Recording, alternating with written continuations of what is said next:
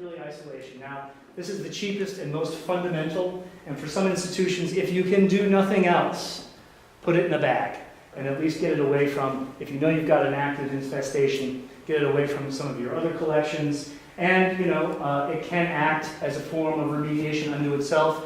You kind of have to be okay with the fact that it's going to get eaten, but you can hold it and isolate it, and maybe the cycles will just kind of time out and they'll just kind of die off. It's cheap, it's fairly easy, it's very low tech, and more often for us, we use it as a first step towards further remediation. So isolate first. Yes? If you don't have the facilities or capabilities right then to deal with infestation and you do bag it, what's the time period where bagging is okay? Turns to the point where it's not okay and creates a whole different environment. Yeah, so the microclimate question. You want to be careful about trapped humidity and creating problems because of that. I don't think there's a hard one on that. I'd say you contact the AIC if you don't have a conservator, talk to your conservators. It's usually institutionally what you feel okay with, but it's not a long-term solution for that very purpose, for that very reason of creating microclimates which can cause more problems. And so just as a general course, they do it winter, you isolate as things are coming in. Just as a precursor before you bring it in, you might decide to go to treatment as proactive, or you can just monitor and observe and see if you see the activity happening before you bring it into the collections. Okay, low temperature, freezing. Any of you use freezers at your facility? Yeah, okay, so this is really viable. There's lots of pluses. It's non-toxic, safe for almost all organic composite materials, relatively time efficient, fairly low cost after the initial investment, and then you can even modify freezers if you can't afford a brand new one.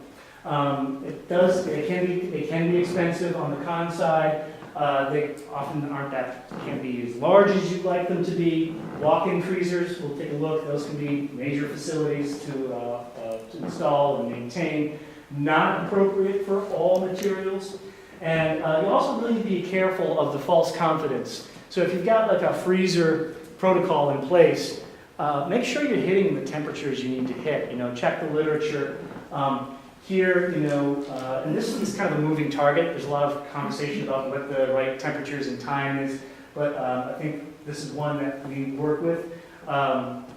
So if you can get a great freezer that can hit negative 20 degrees Fahrenheit or negative 29 Celsius, you can do a treatment in 48 to 72 hours. So that's really fast, and that's awesome. But again, you need to make sure you're hitting those numbers.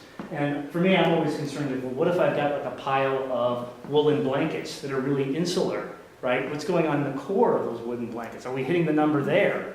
So those are important questions. You don't want to just sort of get into this routine of freezing. Oh, it's good. You know, you might want to freeze and observe. And then if you have a sort of lesser freezer that you can hit negative 4 degrees Fahrenheit or negative 20 Celsius, a 1 week should be sufficient. So the chest freezers look like, the walk-in freezers. Again, these are like awesome, right? But I mean, it's a big deal to have one of these in your facility. And then freezer trucks, and this is something that I researched fairly recently. They can be really great. You can rent them. They can come to your site. But again, the trick here is really understanding, first of all, the freezer trucks often aren't going to get that super lab freezer cold. So you're going to have to run a longer treatment cycle. But understanding what's going on, if you've got like, well, so if I were to do it, I would put like lots and lots of boxed textiles in there, which would have wool and silk.